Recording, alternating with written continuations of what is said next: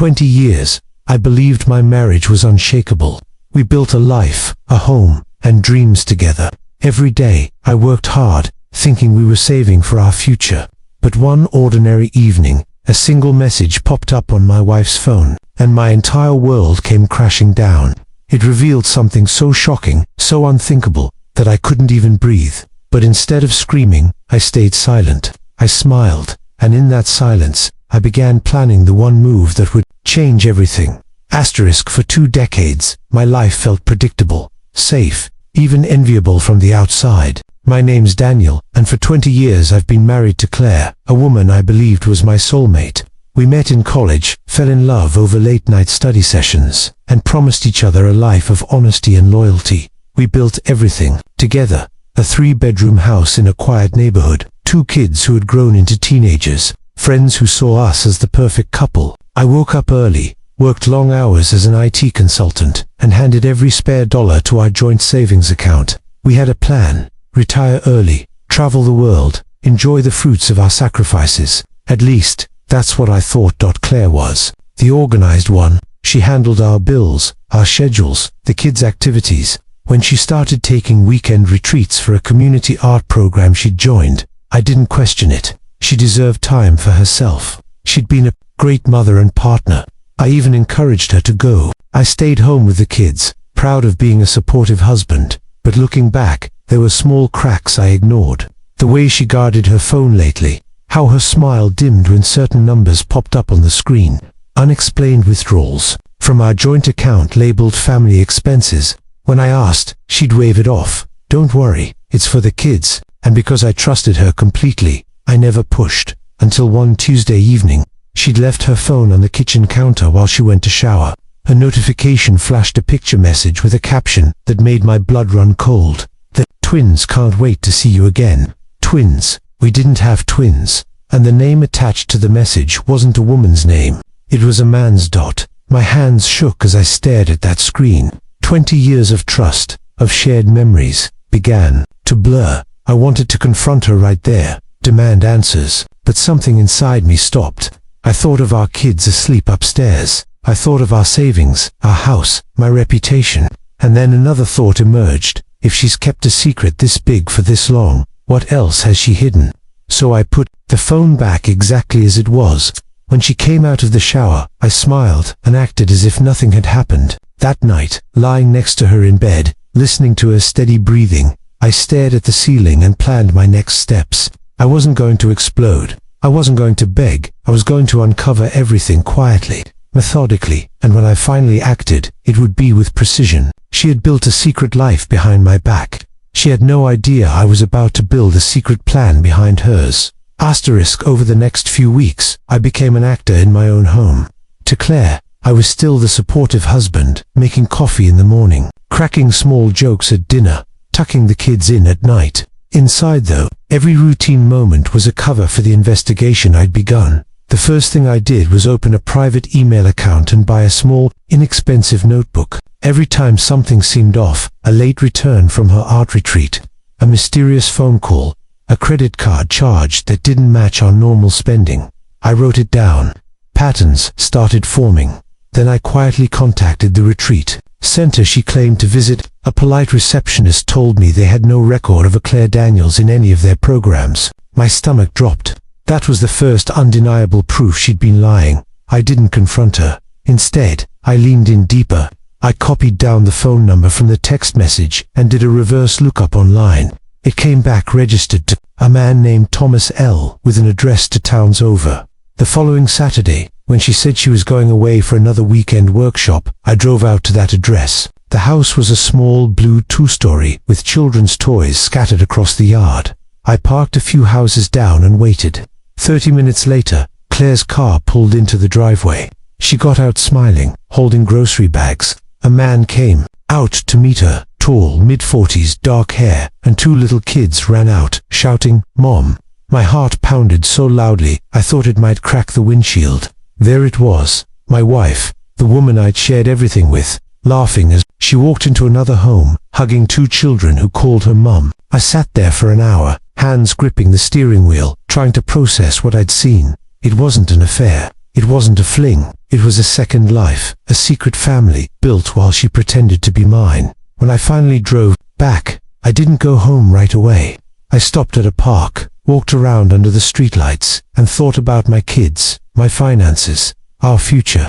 Rage burned in me, but it was a cold, focused rage. Claire had planned this carefully for years. Now it was my turn to plan. That night, back at home, she returned late, smelling faintly of perfume that wasn't hers, eyes tired but satisfied. She kissed me on the cheek, thanked me for being so understanding, and went upstairs. I watched her go, thinking of the blue house, the man named Thomas, and the 2 children who had my wife's smile. In that moment, my decision crystallized. I wouldn't confront her in anger. I wouldn't give her the chance to spin a story or move money or poison the kids against me. Instead, I would gather proof, protect my children, and build an exit so sharp, so undeniable, that she wouldn't see it coming until it was too late. The next morning I woke up before dawn, staring at the ceiling, replaying that blue house in my mind. I felt like a man living on borrowed time. Every smile at breakfast, every good night from Claire, was now part of a lie. My first priority was my children. I opened a separate bank account under my own name and quietly began moving my paycheck into it. I also made photocopies of birth certificates, school records, and our mortgage papers, slipping them into a folder I kept at the office. Every document was a brick in the wall I was building between Claire's secret world and mine. I also hired a discreet private investigator, not some trenchcoat cliché but a calm, methodical woman named Teresa who specialized in family cases. She followed Claire for 3 weekends. Each time, Teresa sent me time-stamped photos. Claire at the Blue House, Claire shopping with Thomas, Claire hugging those 2 children. There was no ambiguity anymore. With proof in hand, I started preparing my masterstroke. While Claire played wife at our home, I became a ghost in my own marriage, polite, present, but untouchable. In the evenings, while she scrolled through her phone, I was writing letters to lawyers, calculating finances, and planning the moment when everything would shift. One night, as she sat at the kitchen table, she mentioned needing more money for supplies for her art retreats. I smiled, nodded, and agreed. Inside, though I was sealing the last cracks in my plan, by the 3rd week, the groundwork was complete. I had temporary custody papers drafted, an ironclad financial plan, and a digital folder with every photo Teresa had taken. All that remained was to choose the day and the way to reveal the truth, on my terms, not hers. And then came the moment I'd been waiting for.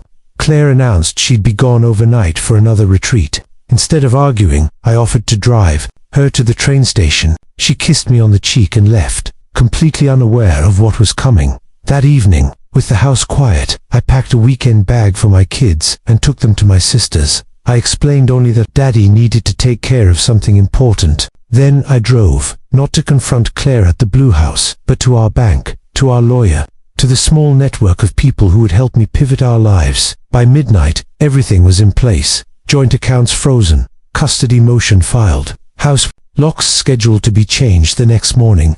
Claire still thought she held all the cards. She didn't know the game had already flipped. The next morning felt unreal.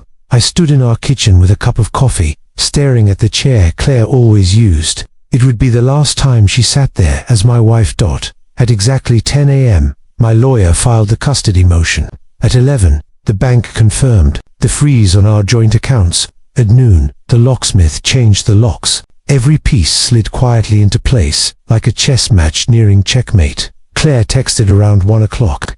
A casual message about missing me at the retreat. I smiled at the irony. She thought she was spending the night with her other family. She didn't know her double life had just ended. By late afternoon I was parked outside the Blue House. Teresa was in the car behind me, camera ready, though at this point I hardly needed more proof. The door opened. Claire stepped out with Thomas, laughing, holding hands like teenagers. I walked up the path calmly.